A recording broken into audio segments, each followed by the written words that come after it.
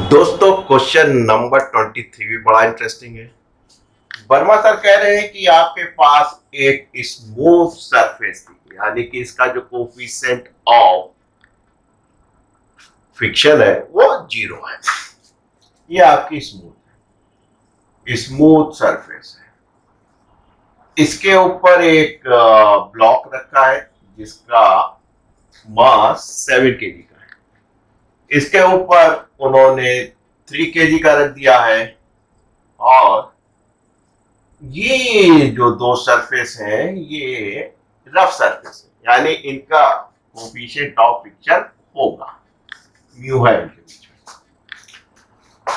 इसके ऊपर एक और उन्होंने रख दिया 2 kg का, ये भी रफ सरफेस है, इसका मतलब है इसका भी कोफिशिएंट ऑफ फ्रिक्शन होगा। तो आपके पास क्या सरफेस मिल रही, 1 2 3, यहाँ पे क्या हो सकता है, घर्षण या फ्रिक्शन हो सकता है। इसका इन्होंने कोफिशिएंट ऑफ फ्रिक्शन 0.2 दिया है, इस वाली को म्यू2 का है 0.3 है, और ये जो म्यू3 है ये 0 है, यानी स्मूथ है, कोई फ्रिक्शन नहीं। कह रहे हैं कि अगर 10 न्यूटन का यहाँ पे फोर्स लगाएंगे तो क्या होगा। आपने कहा कुछ हो ना हो, 2 kg का ये है, धरती माता खींचेंगी जरूर। तो सबसे पहला काम क्या होगा, 2 kg को धरती माता खींचेंगी, किससे, 2g से, राइट। और आप जानते हैं हमेशा की तरह क्या, कि अगर कोई चीज ये खींच रही है और इसको रोकना है तो क्या होगा, उतना ही इक्वल फोर्स ऊपर की ओर लगाना पड़ेगा। तो नॉर्मल रिएक्शन फोर्स आप R1 कह सकते हैं। ये दोनों रफ सरफेस हैं, तो जब इसमें रगड़ा खाएगा तो क्या होगा, एक फ्रिक्शनल फोर्स होगा, और आप जानते हैं वो frictional force opposite to the direction होगा, क्योंकि जब इसको इधर खींचेंगे तो फ्रिक्शन फोर्स इधर लगेगा। कितना होता है वो भी आप जानते हैं, F इजिकल टू म्यू1, क्योंकि ये इनका कोफिशिएंट ऑफ फ्रिक्शन है और ये नॉर्मल रिएक्शन R1 के बराबर है। आइए इसको कैलकुलेट भी कर ले। तो आपने कहा सर म्यू1 इंटू R1, और R1 किसके बराबर है, 2g के बराबर है। तो आप कह सकते हैं 0.2 इंटू 2, इधर ना लिखिए कट जाएगा, 0.2 इंटू 2 इंटू 10, और आप कह सकते हैं इसको हटा दीजिए 4 न्यूटन। तो दोस्तों साफ साफ दिख रहा है कि जब ये इसको 10 न्यूटन से खींचेंगे तो frictional force opposite to the direction 4 newton का लग रहा है। 4 न्यूटन इतना नहीं है कि 10 न्यूटन को रोक सके। तो क्या होगा, ये जो 2 kg वाला है वो ए एक्सीलरेशन से चला जाएगा। हम हमेशा कहते हैं कि न्यूटन ने मरने से पहले मेरे कान में क्या कहा था, net force acting on a body equal to product of its mass and acceleration. कल गए एक से ज्यादा बॉडी हो तो क्या करेंगे, can all other body will be assume to be stationary या रेस्ट में, बाकी सब रेस्ट में, यही चलते हैं। ठीक, अब काम बन गया। अगर आप 2 kg के पास पहुंचे हैं और इनसे कहे कि भाई साहब बताइए क्या हाल है, आपके नेट फोर्स कितना है, तो आपने कहा एक इधर लग रहा है, जब हम चल रहे हैं तो फ्रिक्शनल फोर्स अपोजिट लग रहा है जो कि 4 न्यूटन का है। अपोजिट है, घटेगा, ज्यादा से कम, ज्यादा कितना है 10 न्यूटन का, कम कितना है, इधर लग रहा है 4 न्यूटन का। तो नेट फोर्स इस पे कितना लग गया, 10 minus 4 equal to the product of its mass and acceleration. ये हो गया आपका 6/2 A1, इसलिए A1 जो है बगैर किसी उसके 3 मीटर पर सेकेंड स्क्वायर से चलने लगेगा। अब बच्चे यहाँ पे एक सवाल और पूछते हैं हमसे, बड़ा इंटरेस्टिंग है। क्या पूछते हैं कि सर क्या यही वाली सरफेस फ्रिक्शन फोर्स इस पे लगाएगी, क्या ये वाली जो 2 kg वाली है क्या वो 3 kg पे फोर्स नहीं लगाएगी। हमारा जरूर लगाएगी। क्यों, क्योंकि आप जानते हैं, क्या जानते हैं, कि अगर कोई फोर्स है, सपोज ये 3 kg का है, राइट, और ये 2 kg का है, तो अगर आपके रगड़ने से, इसकी रबिंग से एक फ्रिक्शनल फोर्स पैदा हो रहा है जो 3 kg वाला इस पे लगा रहा है, राइट? तो इतना ही इक्वल एंड अपोजिट फोर्स, कोई भी अगर फोर्स है, न्यूटन थर्ड लॉ क्या कहता है कि every action has equal and opposite reaction. तो अगर ये एक्शन पैदा हो रहा है तो न्यूटन थर्ड लॉ की वैलिडिटी के लिए इतना ही एक फोर्स इधर होगा, या आप कह सकते हैं कि जो 3 kg वाला फ्रिक्शनल फोर्स 2 kg पे लगा रहा है उतना ही 2 kg वाला 3 kg पे इस डायरेक्शन में लगाएगा। कैसे? कई बार बताया, ये एफ फोर्स लगा रहा है इस पे बेटा, अगर इसको रुकना है तो क्या होगा, इतना ही फोर्स ये भी इस पे लगाएगा। अब ये हो गया, या ये वाला आप देखते हैं, ये लगाता तो इतना ही ऊपर लगाता, ये तो नीचे चले जाएंगे ऐसी स्थिति में, ठीक? तो इसको चाहे यूं कर लीजिए। अब जब आप फाइनली यहाँ फोर्स लगाते हैं तो वो यूं चला जाता है, ये पूरी चीज यूं चली जाती है। तो यही चीज है, अगर ये फोर्स पैदा हो रहा है फ्रिक्शन से तो इसका भी तो रिएक्शन आएगा, इसका भी एक रिएक्शनरी फोर्स होगा, वो ये होगा। आपने हमसे अच्छा सवाल पूछते हैं बच्चे कि जब यहाँ पे 10 न्यूटन का लग रहा था तो आप केवल ये वाला क्यों अज्यूम कर रहे थे, ये वाला फोर्स क्यों नहीं कर रहे थे? यानी कि हम हमेशा कहते हैं force acting on a body, यानी जब हम 2 kg वाला कह रहे थे तो 2 kg के ऊपर लगने वाला फोर्स, ना कि 2 kg के द्वारा लगाए जाने वाला फोर्स। यह वाली बात समझ में आपको आ गई थी, हमने कई वीडियो में आपको बार बार बताया है कि सर अगर ये मान लीजिए बॉडी ए है, ये बी है, ये जो फोर्स लगा रही है ये वाली ए के द्वारा बी पे है, बाय द बॉडी है, ये वाला जो होता है बी के द्वारा ए पे लगाया गया है। तो अगर ये फोर्स लग रहा था तो ये 3 फोर्स अगर ए पे दिखाई दे रहे हैं तो ऑन द बॉडी कौन कौन से, ये और ये है, ये तो बाय द बॉडी है, ए के द्वारा बी पे लगाया जा रहा है। उसी तरह जब ये फ्रिक्शन के द्वारा जो फोर्स पैदा हुआ तो ये जो इधर लग रहा है ये 3 kg के द्वारा 2 पे लगाया जा रहा है, और ये जो है 2 kg के द्वारा, ये बाय द फोर्स है, ये 2 kg के द्वारा 3 पे लगाया जा रहा है, ये वाला चीज है बाय द फोर्स। समझ रहे बेटा, ये बाय हो गया। तो ये वाला जब आप इसको कंसीडर करते हैं तो ऑन द ये और ये है, ये तो बाय द है, इसलिए जो है इस वाली इक्वेशन में नहीं लिखते हैं 2 kg वाली में, लाइक दिस, क्लियर? लेकिन अब इसका रोल बड़ा बढ़िया हो गया, क्या हो गया, कहीं भाई साहब ये सिस्टम है हमारे पास मोटा मोटा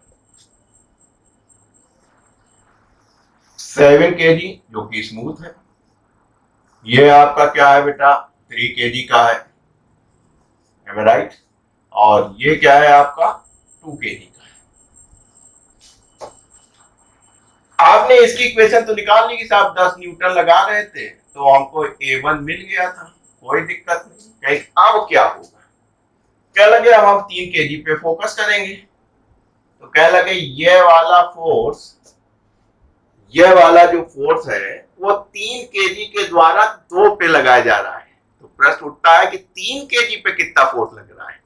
तो जब इसका इक्वल एंड अपोजिट आएगा न्यूटन थर्ड लॉ से, तो ये जो F1 है वो 3 kg पे लग रहा है, और ये F1 किसके बराबर निकला था आपका 4 न्यूटन के।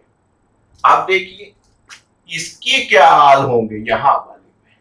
तो आपने कहा कि अगर हमने इसको लिया है all the other is assume, हम बात कर रहे हैं 3 kg पे फोकस कर रहे हैं, राइट? तो ऐसे सूरत हाल में हम क्या कहेंगे कि भाई बाकी एज्यूम टू बी स्टेशनरी है, तो ये अगर हम 3 kg इस वाले की बात करें तो 3 2 5G कह सकते हैं। अगर ये है तो जाहिर सी बात है ये तो बाय द है, इसमें तो कोई होगा नहीं, ऑन द यही होगा, ये इसको इधर खींचने की कोशिश करेगा, तो जाहिर सी बात है ये वाला जो फोर्स है जो 7 kg वाला फ्रिक्शनल फोर्स है वो आपके 3 kg पे लगाएगा, तो वो म्यू टू इंटू R2 हो जाएगा। इसको देख लेते हैं, mu two into R two, mu two कितना है 0.3 है, और ये क्या हो गया 3 2 5 G10 ले लीजिए। तो मोटा मोटा आप कह सकते हैं साहब ये 15 न्यूटन का फोर्स इस डायरेक्शन में लगेगा, और ये आप निकाल चुके हैं 4 न्यूटन में। तो अगर आप देखें 3 kg वाली की मुसीबत देखें कि इसकी बॉडी पे 2 फोर्स लग रहे हैं, एक ये और एक ये 4 न्यूटन का, ये 15 न्यूटन का। कभी भी फ्रिक्शनल फोर्स में इतनी ताकत नहीं होती कि वो मूवमेंट करा दे, वरना मैं रोज कार अपनी खड़ा करता कोचिंग के उल्टी डायरेक्शन में। वो कहते गणपत आगे धक्का मारो, गणपत थोड़ा धक्का देते और हम बैक गियर में, फ्रिक्शन फोर्स तो ज्यादा ही होगा, कार का वजन और फ्रिक्शन, और हम बैक गियर में चला लेता हूँ, बैक गियर में बगैर पेट्रोल कोचिंग पहुंच जाता। तो ये बाबू जो है कभी भी फ्रिक्शन फोर्स जो है आप मोशन नहीं कर सकते, वो केवल रोकने का काम कर सकते हैं।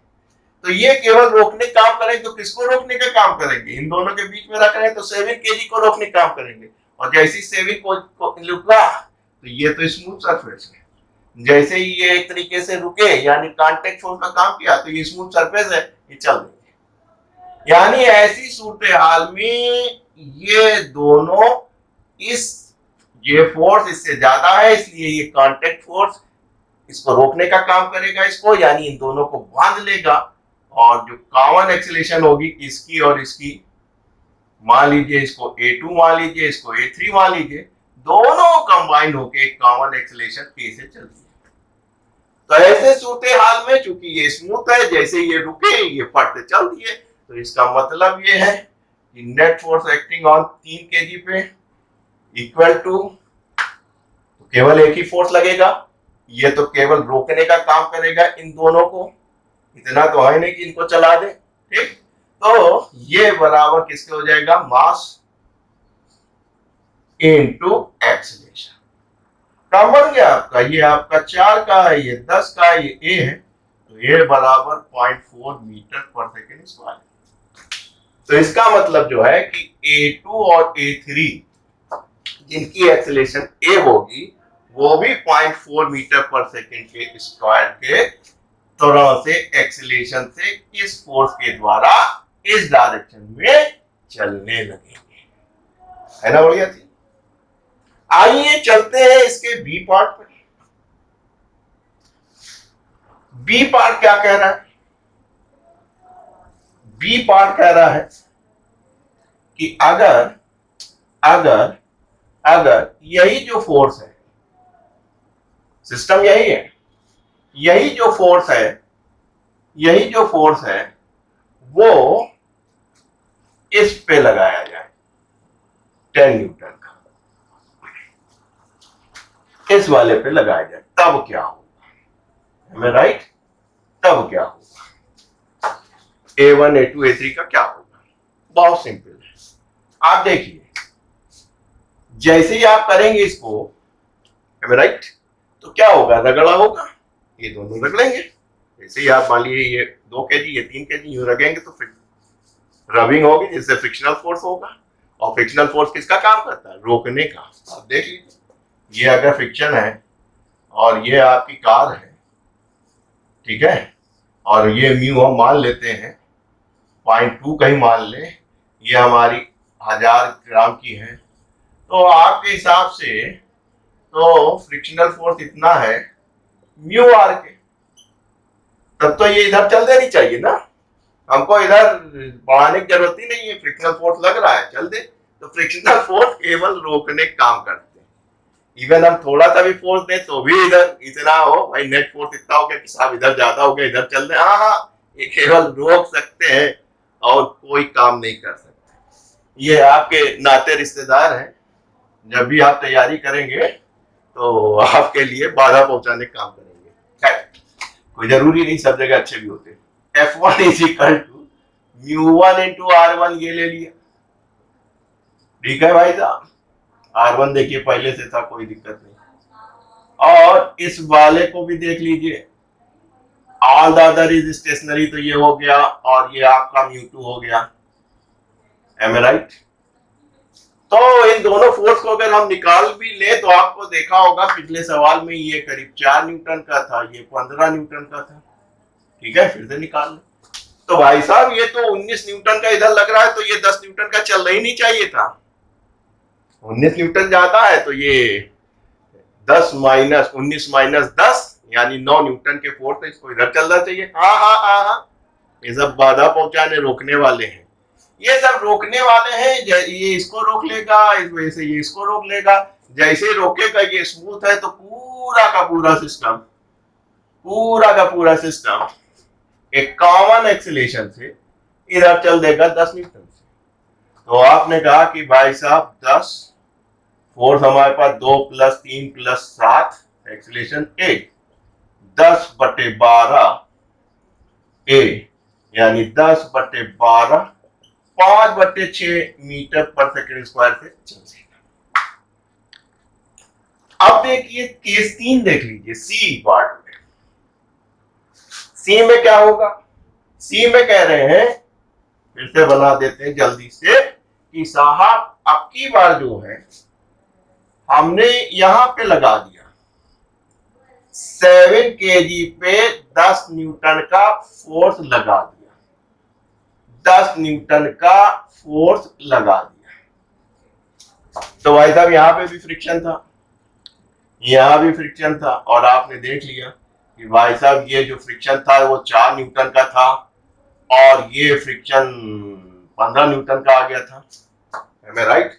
5 × 15, और ये 10 है, ये स्मूथ है। तो ये दोनों केवल रोकने का काम करेंगे। तो जाहिर सी बात है ये इधर नहीं चला पाएंगे, इसकी तरफ ये रोकने का काम करेंगे केवल, तो 10 न्यूटन से पूरा सिस्टम चल जाएगा। यानी नीचे वाले पे भी आप लगाएंगे तो ये पूरा सिस्टम 10 न्यूटन से एक कॉमन एक्सीलरेशन से चलने लगेगा, यानी 10/12 5/6 मीटर पर सेकंड स्क्वायर। तो फ्रिक्शनल फोर्स केवल रोकने का काम करता है, और ये न्यूटन थर्ड लॉ को भी फॉलो करता है।